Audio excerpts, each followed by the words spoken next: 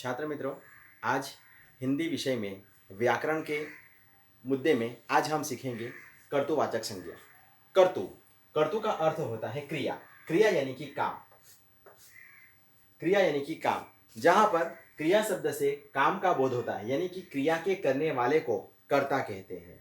इन शब्दों से जो शब्द बनता है और जो संज्ञा संज्ञा यानी कि जिसे हम इंग्लिश में नाउन कहते हैं, तो नाउन का हमें पता चलता है, उसे हम लोग कहेंगे कर्तुवाचक। एग्जाम्पल के तौर पर उसकी व्याख्या देखते हैं। जो शब्द से क्रिया को करने वाले का बोध होता है उसे कर्तुवाचक संज्ञा कहते हैं।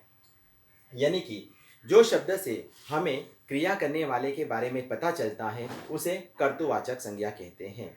जैसे कि उदाहरण देते हैं, परीक्षा। परीक्षा लेने वाले को हम कहते हैं परीक्षक। उसी तरह हिंसा, हिंसा करने वाला होता है हिंसक। निंदा, निंदा करने वाला होता है निंदक।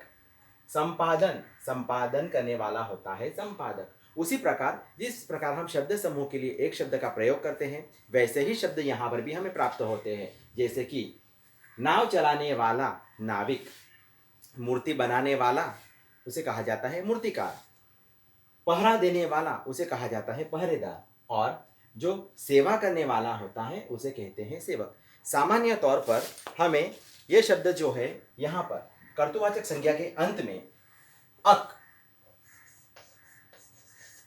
इक, डार यानी कि आर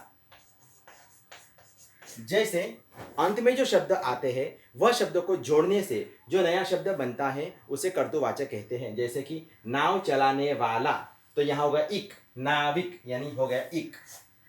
उसी तरह यहाँ होता पहरा देने वाला, तो पहरेदार, दार यानी कि अंत में होता है आर। इसी प्रकार अक, परीक्षा, परीक्षक अक। हिंसा, हिंसक अक।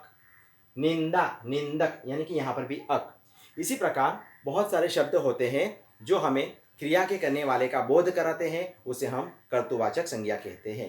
कर्तुवाचक संज्ञा के बहुत से उदाहरण मैं आपको गृह कार्य के तौर पर दे रहा हूं, और वही उदाहरण आपको अपनी हिंदी की नोटबुक में लिखने हैं।